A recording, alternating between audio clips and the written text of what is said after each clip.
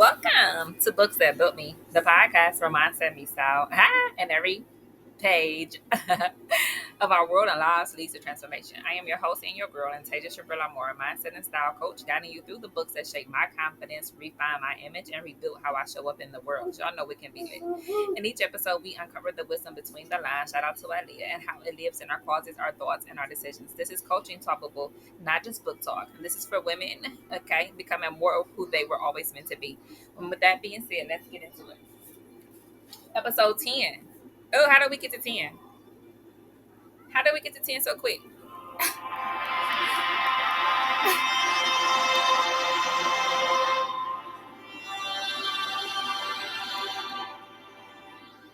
I mean, it's amazing, right?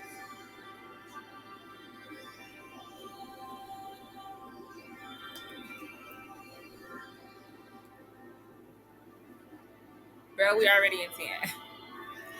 Okay, so since we in that mindset of episode 10, so episode 10, we're going to deal with style plus identity. And I thought this was a really sweet read because as a young female, I really resonated with this so much.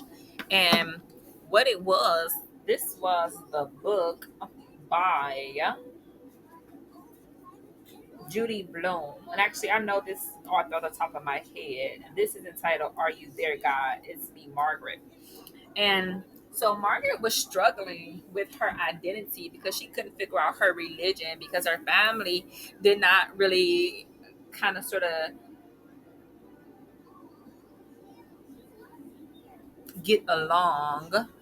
They weren't really like we're this or we're, and you know what that does to a person's identity? That reminds me of Beyonce. Reminds me of that inability to have a sincere, confident attitude. Because you're like, well, what's wrong with me? Why are my parents not together? Like, why is my mother not good enough for my, parental figure that raised me? Like, it does something to you internally and to your identity. And so it reminds me of similar things. They were so in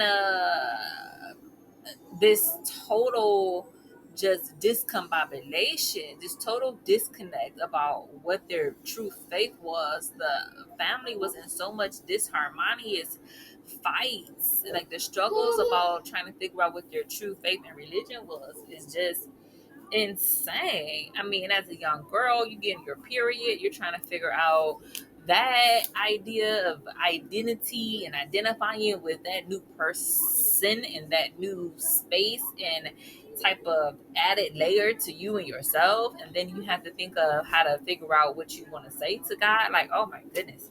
So this title is going to do coming of age again, reclaiming your feminine identity. For sure. I mean, as a young lady, and I grew up, and I always just did either sanitary pads, napkins, and or tampons, and that was all that I ever wanted to have did.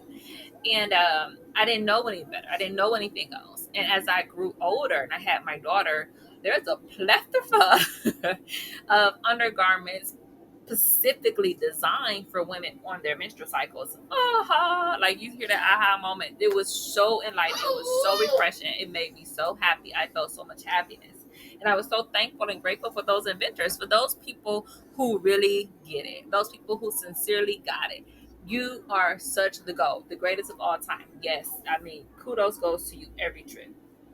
And so, as you kind of sort of figure out what that looks like for your soul, and I know for myself, the shift that this book awakened within myself was kind of sort of like a sense of connectedness, trying to really figure out where you belong at such a young age. It's not easy, and it's really not easy no matter where you are. Myself, I've been trying recently to pray over my career, and I've had so many troubles trying to figure out exactly what it was that I wanted to do. I couldn't fit in nowhere. So I went to Nordstrom, Ray, Regatta Soups, Forever 21. I was always fired or let go, or they were closed and they shut down. They didn't have any customers. Like, I just could not find a niche where I really was like, okay, this is it.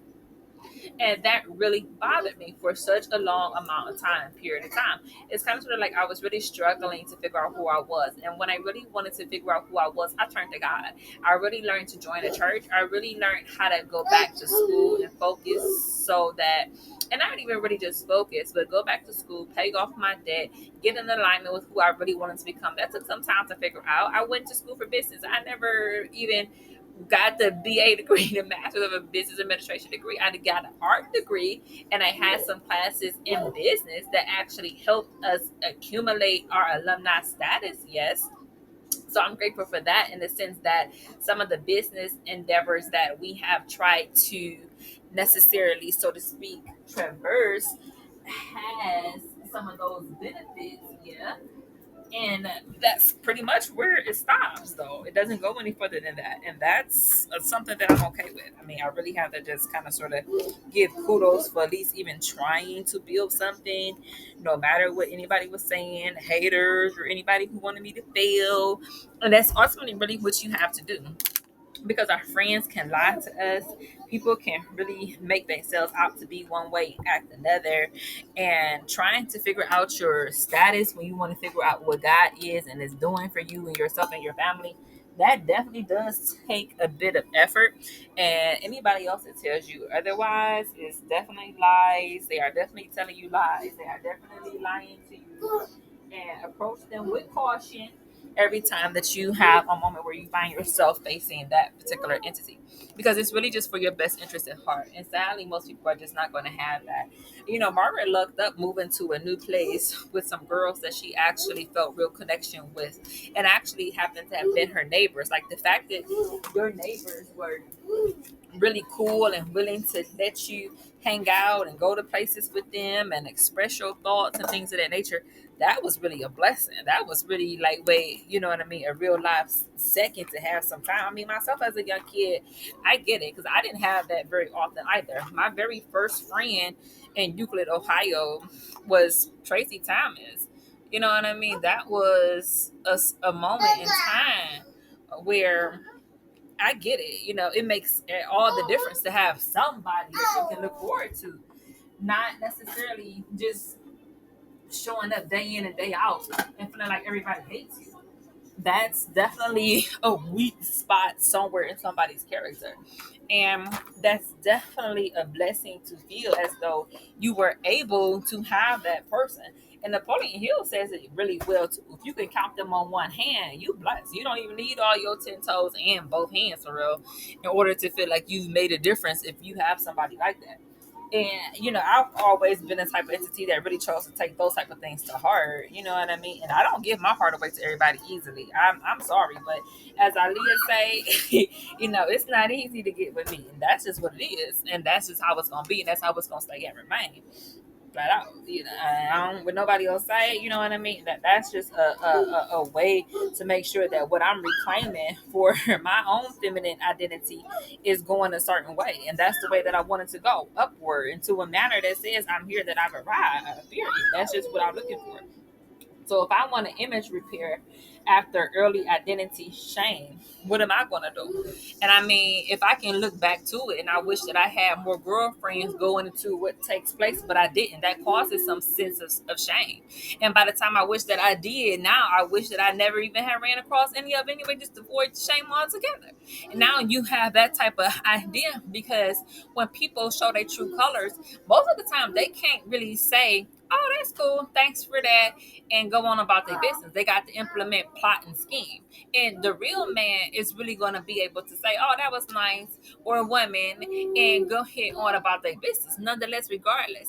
And so that type of idea is, and you know, we see this quite good in this particular story, because Margaret and her girlfriend, where they were trying to figure out the pact about getting in their periods first, that you had to tell the others, and the last person to get their periods was, well, I think one of the youngest girls, I want to say it was probably like 4, and the other young lady, Margaret, ended up getting hers, but the girl who started the group ended up faking and lying as though she got hers first, but she didn't, and that caused Margaret to feel some type of way, and she began praying to God, because she felt as though she was left behind and she was a freak, and that something was wrong with her.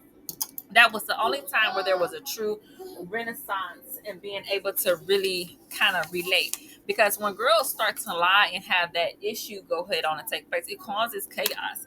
It causes that younger version of yourself to clam up and want to have some kind of release. And it is God. For myself, for sure, I know I had just went through so many breakups. I mean, they were horrible ones where I always felt like people just only wanted that to happen. And so I turned to God. It wasn't to those people who were so quick to do all of the things that are considered in that dark space, or those things that are derogatory. That's just the same cohences as the dark spaces. And so that's where I turned to. But did they ever turn to God? I mean, the question remains an internal reflection. And I'm not sure if you all did that or not, but I do know that the young lady that was Margaret's friend did ended up confessing and had a really spectacle in public where she totally just lost her cool. Okay, and she totally broke down. The only one who was there to help pick up the pieces, if you will, so to speak, when she did do that type of behavior was Margaret. Okay, and so that just goes to show you that sometimes it's not really worth the lie and the energy. And truth be told, we just don't listen. And sometimes I'm quick to assume that we just don't listen because we simply just don't care. Now that's a negative in my book. I'm just gonna keep it real, and that's just something that I prefer to avoid, not even be bothered with. So, what this book awakened in myself was definitely a love to read, no matter really what I'm reading. And then a real tie-in moment, because in that moment in time I had this beautiful book, and I guess some things were going on and people didn't want it, or they just weren't really grateful for it. So when I ran across it, I was like, well, this is only geared towards like what I think like 12 and 13, 14 year olds. It's a very young audience. I'm like, maybe this isn't really the best choice and option, but I tried to go ahead on and read it anyway, and I ended up getting through it. I actually enjoyed it. So at that point in time, I kind of sort of had a deeper understanding, and that's where I decided to go ahead and kind of sort of be more appreciative. So that was the real world tie-in for myself. And that's the type of transformation that took place. A little bit more of a grateful spirit of what was around us, maybe sort of than what others were able to do. And actually come to find out that I enjoyed it rather quite well. And the style connection really amped it because the book is really beautiful. The physical book is a bright pink and it's leather bound and it's really small. So you can really fit it in any kind of tote bag or something of that nature that really helps you kind of sort of get through your day. So I love to say our style tip is to definitely accessorize with a good book. So that's definitely what you can do with that. And then the client takeaway, some type of advice that they can get from this book that I want you to apply is really be mindful of how you're treating other people, no matter your age, no matter how young you are. These young girls, like I said, were in sixth, seventh, eighth, ninth grade. They were having some boy problems. I think Margaret ended up liking the young guy who she figured was always coming around to cut her grass. And then the other young ladies all had ended up picking the same guy. So it was always an issue. And how many times have we even seen that, even in adulthood? Everybody wants the same guy. And it's not even the greatest of the great when it comes to dealing with how you all get along with one another. I'm guessing it's just because we're following what everybody else is doing. And we do that even now, even main culture. All of the lip fillers and things like that come from other people not really wanting to leave but follow. And I guess it's easier to follow. I had a thought the other day where somebody was like, yeah, let's just see you do these things or whatever else so we can kind of figure out everything else. And then you just shrink and have this moment where you just feel like, no, and you kind of do these things and it makes it feel a certain type of way, which in and of itself, ultimately you can judge and be the judge or ask God to help you when it comes to that type of judgment. And so, that's definitely an inner persona and a dialogue that really helps you figure out what your identity is. Because when you really have those moments and you come into your own identity, especially when you have those moments there where you know for a fact that it's really not that wise to lie and try to deceive your friends and double crossing them, that identity that tells you that that's not really a good thing to do, that isn't right, that's a wrong thing that you're trying to do, that actually helps you figure out what your style is. So if your style is a bit more gentle in how you approach others, then reflect that in your wardrobe. Nothing's wrong with that. I don't think anything about that says that I'm trying to do something wrong to you. And so the style prompt I want you all to figure out is restyle your 13-year-old self, but with grace.